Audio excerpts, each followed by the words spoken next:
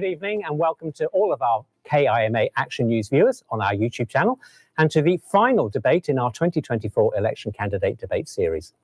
I'm John Kennedy O'Connor and I will be the moderator for this, the last of our 9 debates that we've been running this month. And tonight, the candidates for United States Congressional Washington District 4 seat have been invited to answer your questions on the topics that matter to you ahead of you casting your ballot this election. We will welcome your live comments while we're on the air. To comment, you just need to click the subscribe button and you will see yours and other comments on the right of your screen as they appear. However, we will not be putting any of your comments to the candidates during the debate. Now we're pleased to welcome to the studio Republican candidate, incumbent Congressman Dan Newhouse. Unfortunately, Representative Newhouse's opponent, fellow Republican candidate Jared Sessler, has not appeared for this debate. On August 22nd, we invited all the 18 candidates who are appearing on the ballot for the 9 races we wanted to cover. And when there, we set out the terms of the debate in writing. Mr. Sessler's team were in fact the first to accept, which they did the same day without asking for any conditions. The final date and terms of the debate were agreed by both candidate teams on September 25th, again with no conditions stipulated by either side. Subsequently, Mr. Sessler himself told me on September 30th that he would not participate unless we invited a write-in candidate to also appear. As the terms set out from the outset by KIMA were that only the candidates named on the ballot would be invited to debate, we were unable to accommodate this demand that was made after the debate had been agreed.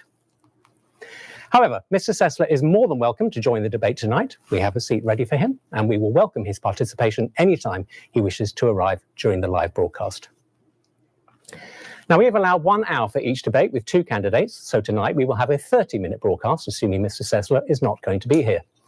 The rules of this debate will be the same as any other, where both candidates do decide to contribute. I will ask a question that the candidates have not been shown, and the candidates will each have 2 minutes to answer, followed by 1 further minute each for rebuttals. But since Mr. Sessler has apparently declined to take part, Representative Newhouse will be given up to 3 minutes to answer each question uninterrupted. Mr. Newhouse has already recorded a personal statement, which you will find on our YouTube channel. Congressman Newhouse, thank you very much indeed for being here tonight, and I'd like to start with the first question. Thank you, Mr. O'Connor. Appreciate the invitation. Well, pleasure to have you here. And the first question comes from an Action News viewer here in Yakima. Both candidates on the ballot are Republicans. One of you has the endorsement of the party candidate for president, former President Donald Trump, who has twice been impeached, with the support of the other candidate in this race. Is Donald Trump fit to be president? Representative Newhouse, you will have up to 3 minutes for your answer. Well, very good. Again, thanks. I want to thank KIMA for having this forum tonight. I appreciate the opportunity to speak to the listeners, the viewers of this television station, and look forward to a spirited forum tonight with lots of good questions. So the first question is, Donald Trump fit to be president? Donald Trump is the nominee of the Republican Party, along with Kamala Harris, the nominee of the Democratic Party. And certainly the voters have chosen these two, well, I should say, at least chosen Mr. Trump to be that nominee. And by the estimation of the people, the majority of the people in the primary elections that were held in many states around the country, then yes, he is fit to be the president. Now, whether or not you vote for him, that's up to each individual American to make that determination yourself. For myself, being a Republican, a lifelong Republican, and someone that truly believes that Republican principles and priorities are the best for our country, that is my position in this race. Certainly, there are a lot of people in this country who disagree with me, but as far as the answer to that question, the answer is yes. But I would like to just go back to the first point of that question, that he was twice impeached with your support. Only once. Okay. Only once with my support. That wasn't part of the question, but I should point out, and you're right, if the impeachment process had been completed, the rules are that someone who is impeached by the House and Senate, by the Congress of the United States, is not eligible to run for president. He was not. The Senate decided not to pursue that. The vote failed in the Senate. So, by the Constitution, he is absolutely eligible to run for president. Well, thank you, Congressman, for your answer. Let's move on now to our next question. And our second question tonight also comes from an Action News viewer here in Yakima. Not just in this district, but across the country, healthcare providers, including hospitals, emergency rooms, and other specialty offices, have been closing in rural areas. How will you support these hospitals so that everyone across the nation can have access to the healthcare they need? Representative Newhouse, again, you have up to 3 minutes for your answer. This, to me, is one of the most important foundational questions that we have in rural America today. I have spent numerous time, hours and visits of rural hospitals up and down the 4th Congressional District, and they are struggling. They are struggling to keep their doors open. They are struggling to hire professional nurses, physicians, healthcare providers. Largely, it all comes down to money. The reimbursements that rural hospitals receive, particularly from the Medicare program, are not sufficient for them to be able to cover their costs. And so they're more and more relying on private pay and insurance pay customers or people receiving healthcare in those hospitals. And making those ends meet is becoming more and more difficult. We have got to revisit through Congress, through the rules that determine the reimbursement rates, so that we can at least keep rural hospitals afloat. We're seeing the potential of hospitals closing, not just in central Washington, but around the country. This is a huge issue of impacting the ability of people that live in rural communities, their ability to get the adequate medical care that they need. So this has been a huge priority of the Republicans in Congress, and certainly as the chairman of the Congressional Western Caucus, where we focus on those issues that are important to rural communities, this has been something that we have been pushing as well. So I will continue that work in the next session of Congress. Well, thank you, Dan. And I do want to remind viewers that Jared Sessler, the other Republican candidate in this race, was invited multiple times to be with us for this debate. But after accepting and agreeing to take part, he appears to have changed his mind. But we would welcome his arrival anytime he'd like to join us. We're moving on now to our third question tonight, which again comes from an Action News viewer in Pasco. How can we best create and store energy efficiently and in a clean manner? And Representative Newhouse, you can take up to 3 minutes to answer. Well, John Kennedy, this is one of the biggest issues that people face as it relates to our future, and certainly in the Pacific Northwest, where we have always been at the forefront of producing clean energy. Battery storage can come in several different forms, and that's what many of the professionals, the experts at the Pacific Northwest National Laboratory are working on today, on how to improve the types of batteries that are used so that renewable sources of energy can be utilized, and that energy stored in a way that it can be, we can have a supply for 3 or 4 or 5 days, more than just a few hours time that we have the capability today. But we are, and I think most people understand this, we are the envy of the nation in the Pacific Northwest because we have a battery storage system that is fail-safe. The hydroelectric system that we boast of in the Pacific Northwest allows the Columbia and the Snake River system through the hydroelectric dams to produce energy in a clean, affordable, base load energy that we can depend on. And the water stored behind those dams, in effect, is a battery storage system. So we have been truly blessed in this part of the country in order to be able to produce that affordable energy, but also have the capability to store it. Now, I'm one of those people that is for an all of the above energy solution. And what that means is that we need to embrace all forms of energy, whether it's wind and solar, which makes sense in some places, whether it's hydro, which we are blessed with in this part of the country, but other forms as well. Whether it's traditional forms of energy, whether it's new technology that we don't even have fully developed yet. We need to embrace all of these forms of energy so that we can meet the growing demands of energy in our region, in our country. It's no secret that the state of Washington over the next decade is going to grow by 1 million people. By the year 2040, it will grow by another 1 million people. So we need to be adding sources of energy production instead of even discussing the possibility of removing important sources, such as some people who want to breach the lower Snake River dams, which I think is a huge mistake. Like I said, we need more energy to meet the growing demands, whether it's if we're all going to be plugging our cars in, that's certainly going to use a lot of energy. Certainly some of the technologies that are out there like AI and other things demand a tremendous amount of energy, plus the growing population. So that's my position on all of the above approach. Well, thank you, Congressman Newhouse. And let's move on now to our fourth question tonight.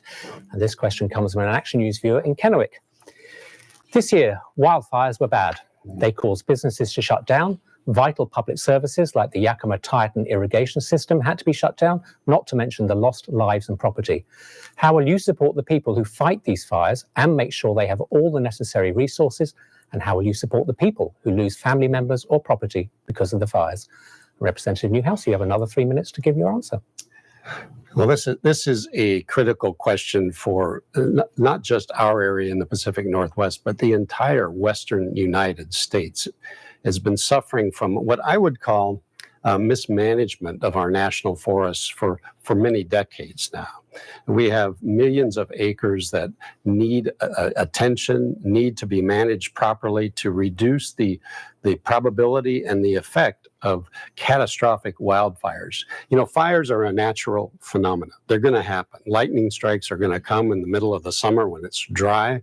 So they're going to happen. But forests, if they're managed properly, can survive and thrive in a managed situation. So yes, we have seen a lot of damage because of improperly managed forests, and we need to make sure that the people that we depend on to fight those fires are not only properly reimbursed or paid, which is something that we've been increasing the pay for wildfire firefighters over the last couple of sessions of Congress. We need to make sure they're trained and make sure that they're available so that they're there in that hour of need in those summers when we have these fires. And we've seen a tremendous amount of loss to family members, property because of these fires. And there are indemnification programs available through FEMA and through other programs, but they need to be looked at closely to make sure that the increasing number of these catastrophic fires that is causing tremendous amounts of damage to more and more communities throughout the West, that they're adequate to meet the need of the people that are losing property. But the bottom line is here that we need to better manage our forests. We can look to some of the tribes throughout the West, even in our own backyard. The Yakima Nation does a really good job of managing their forests. The Colville Nation up north in Okanagan County in our district also has done tremendous work in managing their forests. We have examples that we can look to and follow. And we've seen what happens with no management. These catastrophic fires happen so frequently, and they're getting hotter, they're getting worse, they're scorching the land so that it takes decades for trees to come back. And so I think we've seen the error of our ways. The problem, we are so far behind. Millions of acres that we have to make up in lost time to manage these forests. And Congress has been recognizing that. We've been appropriating more to the Forest Service so that they can properly manage. We've been building partnerships between tribes and local communities and governments to accomplish that, but much more needs to be done. Well, thank you so much, Dan. And I do want to remind everyone watching that you can subscribe to our YouTube channel, and that will give you access to the live chat to the right of your screen. We hope you'll join in the discussion, but let's move on now to our fifth question tonight. And this question comes from an Action News viewer in Yakima County. The demand for some crops that farmers have been growing for generations is going down, and there is also a supply surplus on many of Yakima County's crops, including hops and grapes. Will you help these farmers stay afloat, or do you think that it's up to the farmers to find other ways to make a profit? Representative Newhouse, once again, you have up to 3 minutes to answer. You know, it's interesting that this question is asked. I farm near Sunnyside. Our two main crops are hops and grapes. So whoever asked this question, this really gets to the heart of personally my business and my son's. And I am worried as well. The outlook for both of these crops, in fact, the outlook for many crops throughout central Washington and really throughout the country is not good. We have situations that it's very difficult for farmers to be profitable. And so I would say it's not totally up to the farmers to make sure that they can be profitable. There are some things that the government can do to ensure that we have a strong agricultural industry. Many people have said this, and I agree. Food security, our ability to grow and produce the crops that we need to feed our nation, that's a matter of national security. So it behooves us as a nation to make sure that there are things in place that can help farmers through tough years, whether it's insurance programs that through the Farm Bill, we provide many crops with crop insurance, it's not fully subsidized by the federal government. Farmers pay the premiums to cover that insurance, to make sure that affordable insurance is provided. We also, through some of the programs that are available for damage to crops that could occur. For instance, we were talking about forest fires just a second ago. I had never heard the term smoke taint as it relates to crops that are grown, and the smoke that settles into the valleys for weeks at a time, and the damage that causes. If you've ever had a glass of wine that has smoke taint grapes, that it was made from smoke tainted grapes, it's not a good taste. And interestingly, hops can also absorb the smoke as well. So these are things that we have to provide safety nets for our agricultural industry. Like I said, it's so important for us to have a strong agricultural industry in this country. We cannot be put in the position of relying on other countries for our food supply. That puts us in a very dangerous position if we're not able to grow the food necessary to feed our own population. And so absolutely, the government has a role here. And I've been fighting as hard as I can to make sure that agriculture is represented. I'm one of only about 12 farmers in the entire Congress. People look to me for advice when it comes to voting on things that are important to agriculture. And I want to go back to Washington, D.C. and continue advocating for my industry. Well, thank you, Congressman. And I do want to remind viewers that Jared Sesler, the other Republican candidate in this race, was invited multiple times to be with us for this debate. But after accepting and agreeing to take part, he appears to have changed his mind. But we would welcome his arrival anytime he'd like to join us. We're moving on now to our sixth question, which comes from an Action News viewer here in Yakima. The drought situation in the Yakima Valley Basin deteriorates every year. What steps will you take to ensure funding for water projects to protect Yakima's agricultural industry and to ensure remote communities have enough water to survive? Representative Newhouse, you have up to 3 minutes to give your answer. So I'm really glad that this question was posed. Without water in central Washington, we wouldn't have a lot. That's the basis of our economy, our way of life. You know, I kid people that find out I farm in Washington. They say, "Oh, you must have all kinds of rain in order to farm." And I said, "Well, Eastern Washington's a little different. We can't even grow decent weeds without irrigating," which is true. And the prevalence of drought situations over the last couple of decades seems to be more frequent. We are experiencing drier winters, although this year it looks like a La Nina potentially, so maybe we can refill our reservoirs.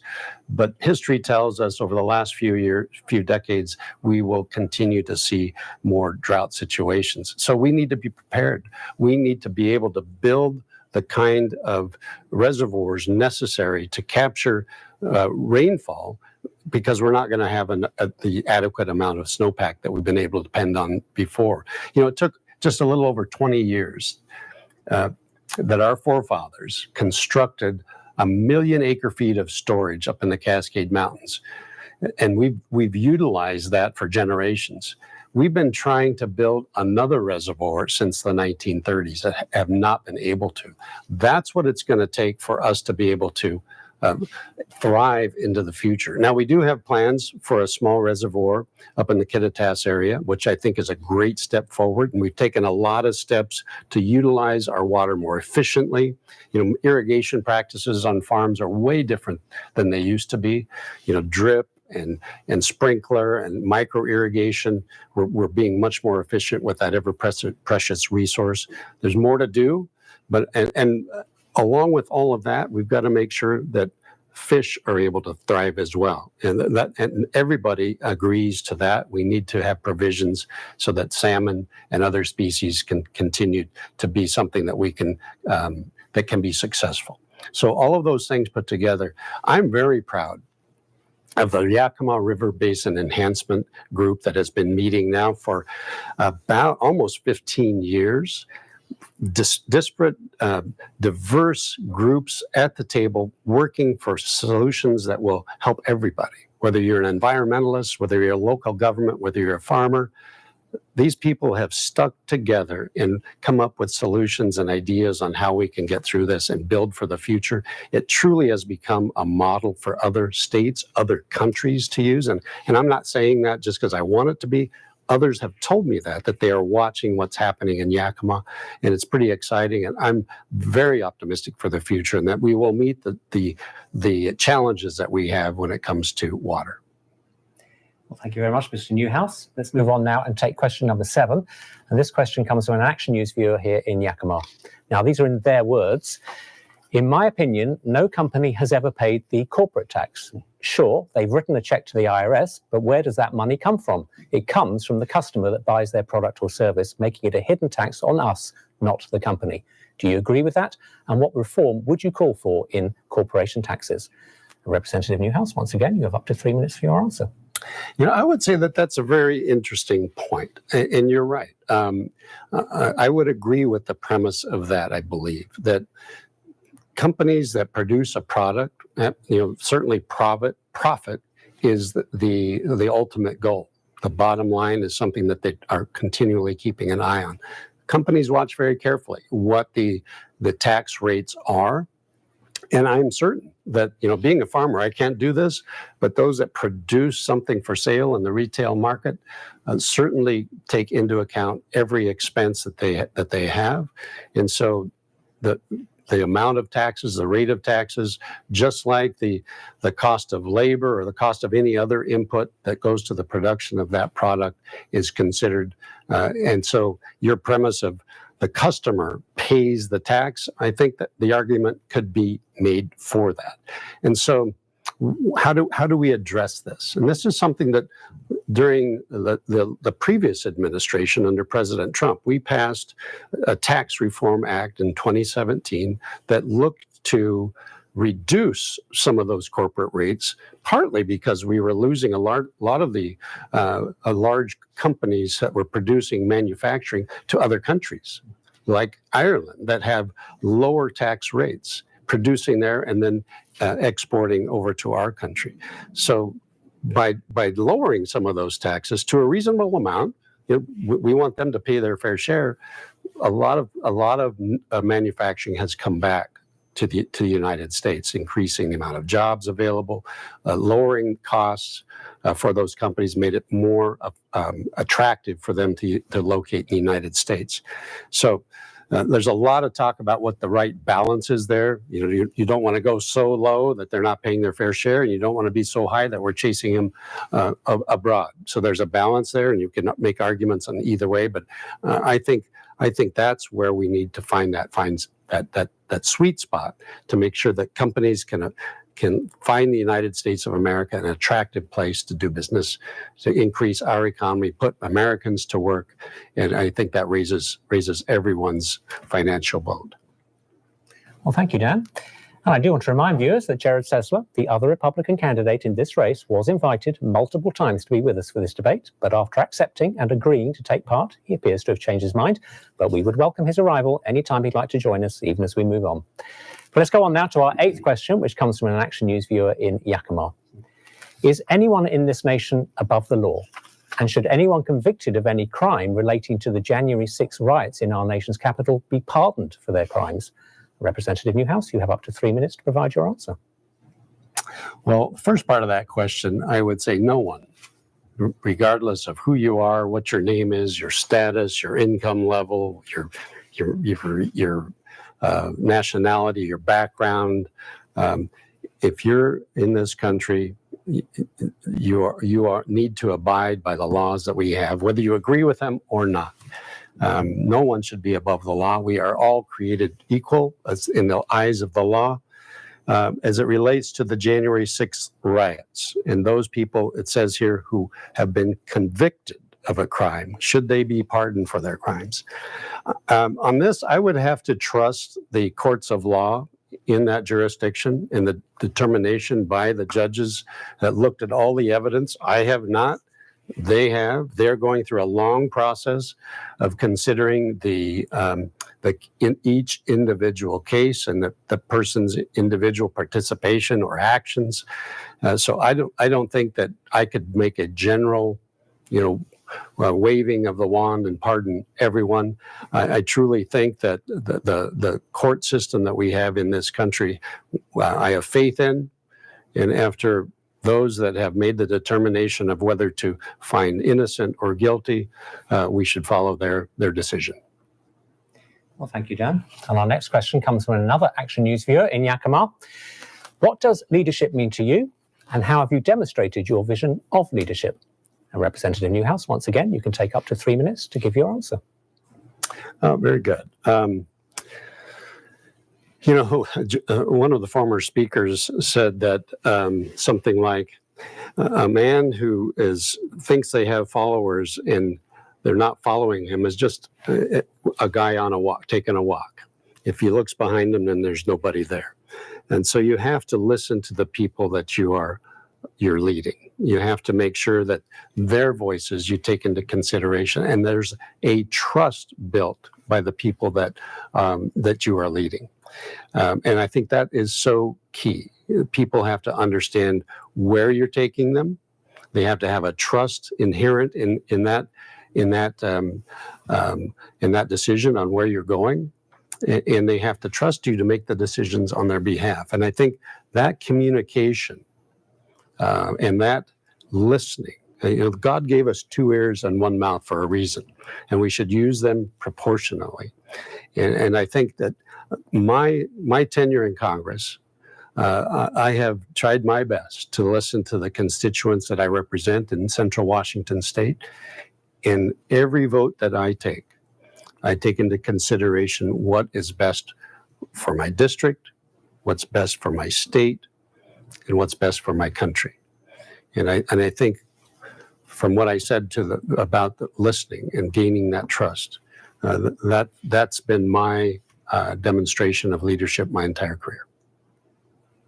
Well, thank you, Congressman. And the 10th question in this election candidate debate comes from an Action News viewer in Yakima, and they are asking for a simple yes or no answer.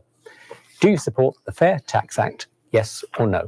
And Representative Newhouse, yes or no, but you also have up to 3 minutes to expand on your answer and perhaps give some context as to what the act is designed to do. Yes. So my initial answer is no. I think the fair tax has some perhaps good points to it, but it's a very complicated tax. I've had many people try to explain it in a way that would work for our country. And I think there's some difficulties with it, that it wouldn't be fair to everyone, even though the name is the fair tax. Now, I'm not saying that our current system is necessarily the best. It certainly needs some tweaks along the way as we try to balance the revenue that the state and the federal government take in with the expenses that we incur on an annual basis. But to throw the entire system out that we have, I'm just not ready to support what's called the Fair Tax Act at this point. It raises costs of everything that you purchase. You can apply for a rebate on those costs, and lower income people would have that ability. But to increase the cost, we are already seeing inflationary rates in this country of an inflation rate of almost 20% over the last 3 years. To increase costs of those things that are sold by up to 30%. To me, that's something that I just don't think the American people would accept. And like I said, there are some things in there that are problematic and actually making it fair. Well, thank you, Congressman. And the final question in this election candidate debate comes from an Action News viewer here in Yakima. There has been considerable contention between both of the Republican candidates during this campaign. Politics can be very negative at times, especially at the national level. Could you say or share something you admire about your opponent? And Representative Newhouse, you have up to 3 minutes for your final answer. Well, I share your concern about the state of politics in our country. I do think that it has become something that's too negative at times. Sharing, comparing and contrasting each other, I think that's a fine thing to do. And that's what I've tried to do in my campaign. But you're right. There's a lot of races that you can look at around the country that you just kind of cringe and think, oh, wow, how could they say that about someone? And so I hope we can elevate the tenor of campaigns in this country. You know, if you look back in history, they've always been kind of bare knuckle. They truly have. Even if you look back in the 1860s and the early 1800s, there's politics has always been somewhat of a tough game, and you have to have a thick skin to be a politician for sure. So something that I could say or share that I admire about my opponent, I would say, you know, from what I know about Mr. Sessler, he grew up on the west side of the state, moved here just recently in the last couple of years. So I guess I could say, you know, even though I disagree that he could represent our district in Washington, D.C., because he's not from here, he doesn't really understand all the issues and the challenges that we have here in Central Washington. But I will admire his choice in addresses. I would agree that living on the east side of the Cascade Mountains is a good thing to do. This is my home. I've been here my entire life. It's a great place to live. And so I guess that would be the one thing that I could say positive about my opponent. Well, thank you, Dan. And that's all of our time for the last of our 9 2024 election candidate debates. I want to thank Representative Dan Newhouse most sincerely for being with us tonight and for taking our viewers' questions. And I want to thank you for watching and for all of your questions and comments. Once again, we are sorry that the other Republican candidate in this race, Jared Sessler, decided not to debate with his opponent, but we hope you have found this discussion helpful in making up your mind for the upcoming election in this race. All of the 9 debates and the personal statements from the candidates who did participate are now available to watch anytime again on our YouTube channel. You just need to go to the Live tab on the homepage to see the recordings, and the links are also available on our Facebook page. But before we go, I just want to offer a sincere word of thanks to all the candidates who agreed to take part in our inaugural election debate series. It's a shame so many of them decided not to participate and provide the voters in this election answers to their questions and concerns. But I also want to say a very big thank you to the unsung heroes of KIMA who work so hard behind the scenes every day and really stepped up to take on this new broadcast challenge. Eric Tatro and Dana Davis provided many new technical elements that were needed. Aaron Snyder developed all of the graphics. Emma DeLong, Juan Alvarez, and Rudy Gonzalez, who provided all of the live technical direction, graphics, and sound. Maddie Manning and Alex Donaldson, who ran the studio cameras and clocks, and they were helped tonight by Mallory Aldrich. And Aaron Taylor and Zach Sagan, who produced the debates and made sure everything was transmitted online. And John Franklin for curating the questions and the candidate statements. They all did a stellar job. From everyone at KIMA, good night, and thank you for watching. Yeah.